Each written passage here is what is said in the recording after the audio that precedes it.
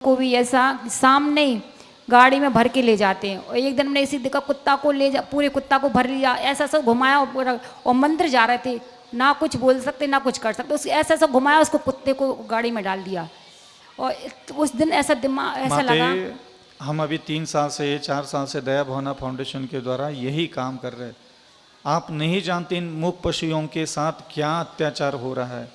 आप सोचिए, truck dumper tractor पैर वर से निकल जाता है, पेट के ऊपर से कुचल के निकल जाता है, रोड पर पड़ी रहती है, उनका पेट फट जाता है, आंतड़ियां बाहर निकल करके लटक जाती है, चारों पैर पूरे चपेट में आकर के पूरा मांस पैरों का उतर जाता है, हड्डी पसली एक तरफ, और वही गौ माता है, पशु पक्षी ये सब वही डले रहते हैं। कोई उठाने की व्यवस्था नहीं है, कोई मलहम लगाने की व्यवस्था नहीं है, कोई एम्बुलेंस ला करके उनको कहीं 15 दिन 20 दिन उनको उपचार के लिए चाहिए, उनके टाँके लगाने की आवश्यकता है। पूरे भारत में कोई व्यवस्था नहीं। आप सोचो कितनी बड़ी भयानक स्थिति है। आपका एक बुखार, एक खांसी, एक जुकाम लेकर के 15-15 दिन में 3-3 डॉक्टर बदल देते हो। आप देखो, आप हाईवे पर निकलो, पता चलेगा आपको। रोज के 100-100 किलोमीटर यहाँ से सागर हाईवे है, रोज के 4-5-6 गायों के, कुत्तों के, बिल्लियों के, पक्षियों के सबके एक्सीडेंट हो रहे। कोई नहीं देखने वाला, कोई नहीं पूछने वाला। बहुत पीड़ा है इन त्रियंचों के जीवन में। महाराज, जैसे पशुओं को बेल्ट बांधा जा रहा गले में, तो उनको अपन लोग थोड़ी बांध सकते हैं आसानी, उनको बांध दे अपन। बांध दे। अभी 3 साल में 4 साल में हमने 12,000 गायों के बेल्ट बांधे। रेडियम हमने अभी देखे थे कि रेडियम बेल्ट हाँ, बंधे हुए हैं गायों के, वो बहुत ऐसा अच्छा बांधते लगा। हैं जैसे उनको एक व्यक्ति ब्रेड दे दे या फिर रोटी दे दे या फिर घास दे दे एक व्यक्ति, उतने में उसका ध्यान बढ़ जाता है, तब उतने में उसको रेडियम बेल्ट लगाना पड़ता है। तो ऐसे हम लोग लगाते थे उसको।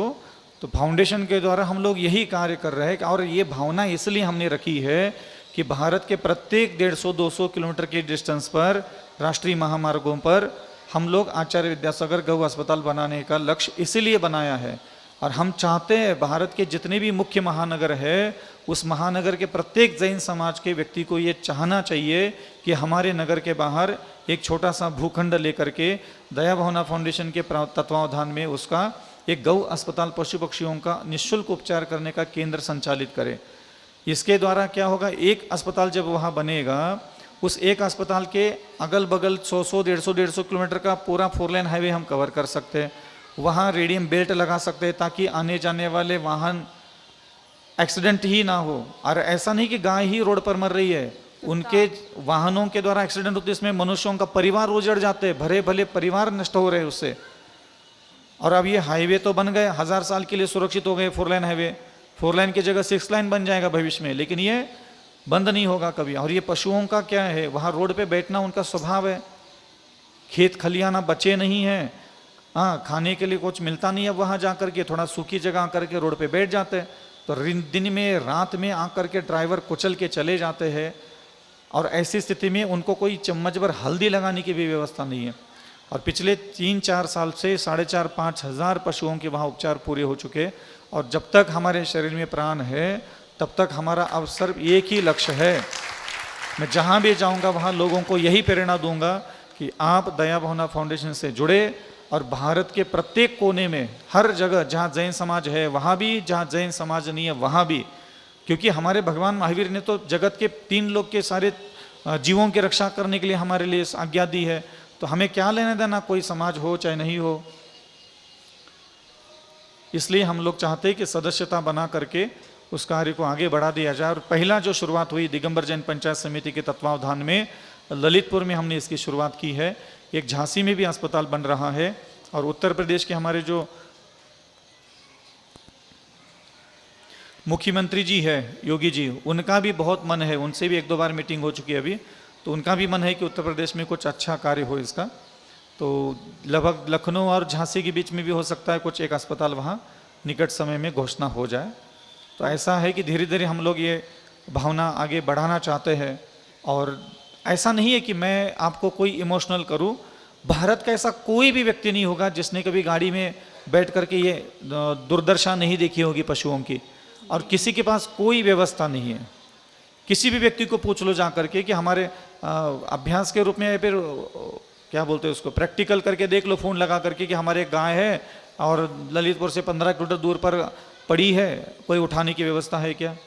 आपको कोई भी हाँ नहीं बोलेगा। आप ऊपर प्रधानमंत्री से लेकर के सांसद से लेकर के विधायक से लेकर के आपका सरपंच तक चले जाओ, चाहे मेडिकल सारे व्यवस्थाओं में चले जाओ, सरकारी अस्पतालों में कोई व्यवस्था ही नहीं है। डॉक्टर आता है 10 बजे, चला जाता है 5 बजे, ना उसके पास एम्बुलेंस है, ना भूसा है, ना पानी है अस्पताल में, ना ही उठा करके लाने की व्यवस्था है, ना ला करके सुरक्षित रखने की अस्पताल में कोई व्यवस्था है, ना औषधियाँ होती, ना टाँके लगते हैं वहाँ ठीक से। तो कोई है ही नहीं उनको देखने वाला माता। महाराज जी, इसलिए भी जो रास्ते में इतनी सारी गायें मिलती हैं, हर जगह खूब सारे इकट्ठे बैठी रहती हैं गायें, तो इनकी कोई नहीं कि इनके अलग से कोई व्यवस्था। वो तो ये एक्सीडेंट वाले तो अपन लोग ले जाएंगे, लेकिन जो जिन अच्छी भली हैं उनका एक्सीडेंट एक तो क्या लाखों की संख्या में है, 20-20 लाख 25-25 लाख पूरे राज्य में गौ माता है, अन्य पशु पक्षी है, तो हम कहाँ तक उनकी कौन कर सकता है व्यवस्था? परमानेंट व्यवस्था तो इतने संभव सरकार भी करे ऐसे संभव नहीं है। लेकिन भोजन की व्यवस्था और प्राणों की व्यवस्था के साथ साथ आप सोचिए कि उनका जीवन जो एक्सीडेंटल है कम से कम हम उनको उपचार तो दे।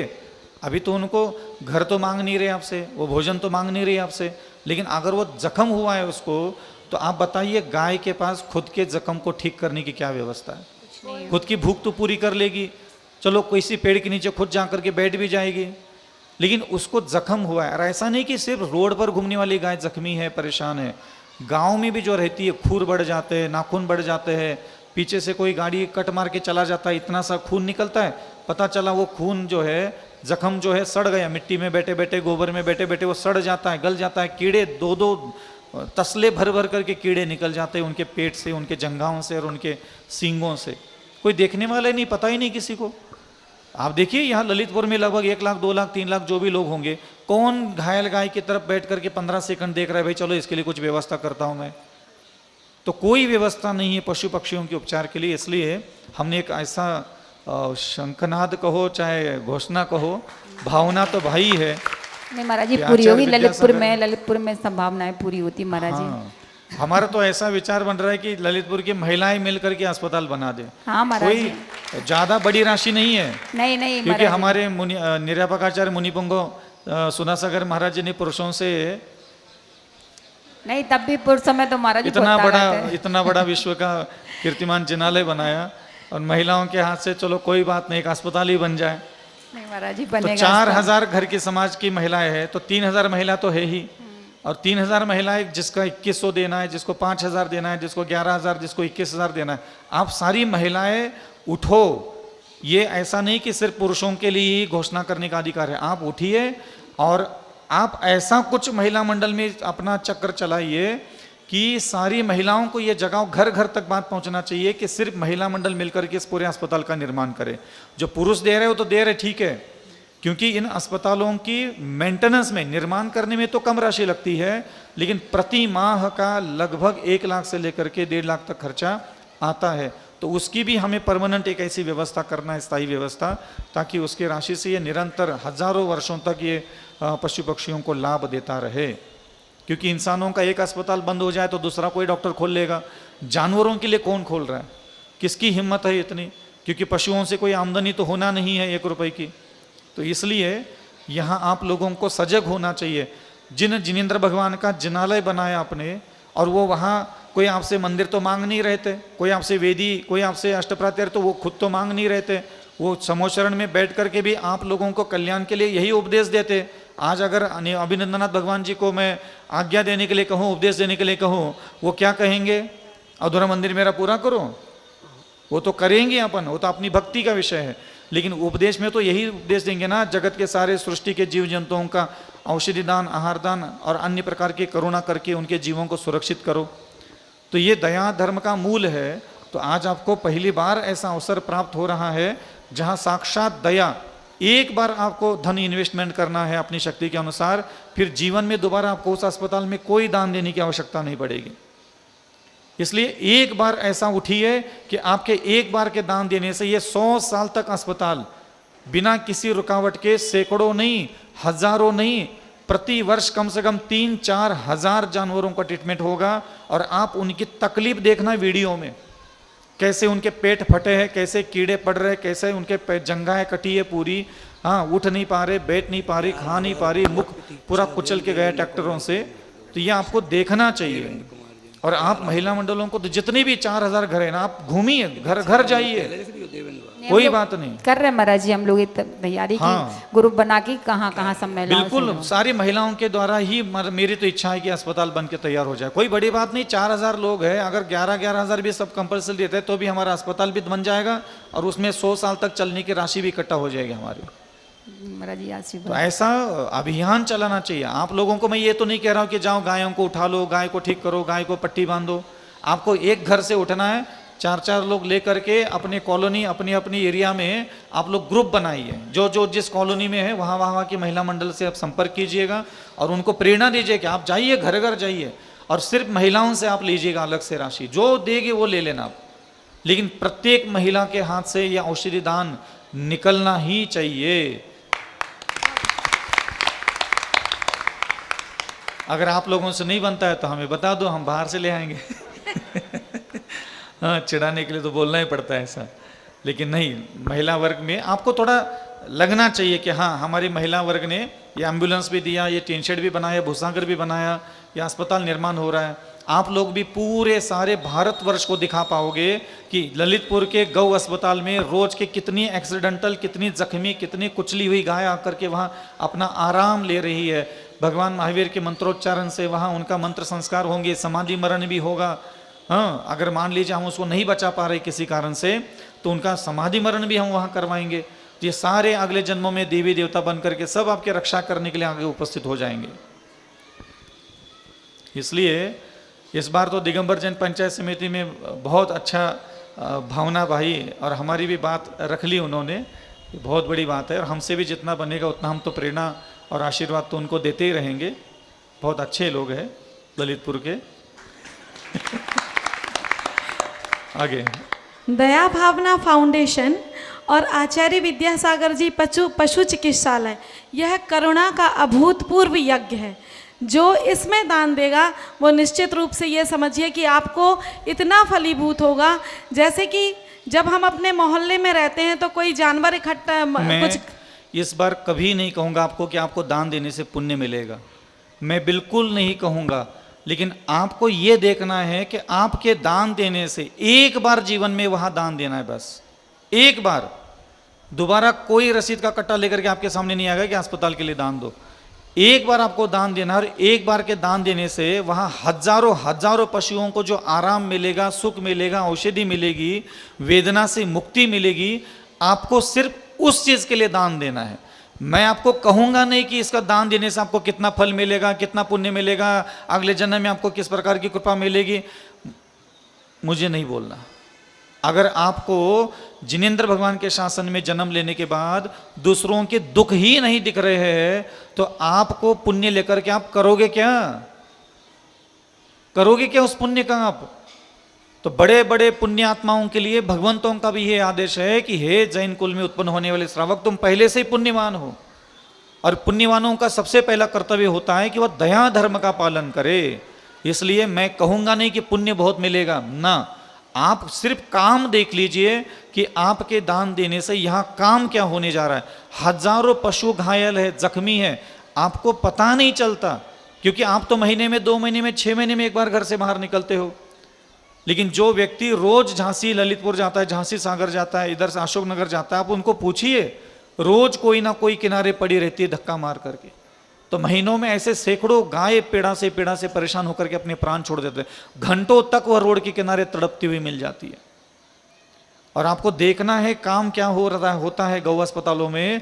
आप दया भावना फाउंडेशन का, लगभग सब लोग मोबाइल यूज तो करते ही है, तो दया भावना फाउंडेशन का एक यूट्यूब चैनल है, उसमें लगभग 4,500 गायों के ट्रीटमेंट करते हुए पूरी वीडियो, पूरी फोटोग्राफी है। आप उसको कभी भी देख लो कि एक्चुअली क्या और कितनी ज़रूरत है इन गौ अस्पतालों की और पशु पक्षी अस्पतालों की। हमें ऐसा लग रहा होगा कि क्या होता है अस्पतालों में, ऐसा नहीं सोचना चाहिए कभी। हमारे लिए बच्चे का एक पैर फ्रैक्चर हो जाता है तो दुनिया भर का हजारों लाखों रुपए हम जेब से निकाल करके खर्च करके आ जाते हैं। आप सोचिए इन जानवरों पर ट्रक डंपर ट्रक के चला जाता है तो क्या दशा, कितनी पीड़ा से निकलते हैं। और हम अगर उनकी पीड़ा को देख नहीं पा रहे हैं तो हमसे बड़ा अधर्मी और कोई भी दुनिया में हो ही नहीं सकता। हम तो भगवान राम और भगवान महावीर के वंशज कहलाने की स्थिति में भी नहीं है। क्या करोगे भगवान के पास जाकर के, किस खुशी से रहोगे, क्या बोलोगे भगवान को कि हमने आपका मंदिर बहुत अच्छा बनाया, हमारा कल्याण उद्धार कर लो। अरे जब भी तुम्हें अपना कल्याण करना का होगा तब वो भगवान कहेंगे दया धर्म का, करुणा धर्म का पालन करो और तभी तुम्हारा उद्धार और कल्याण होने वाला है।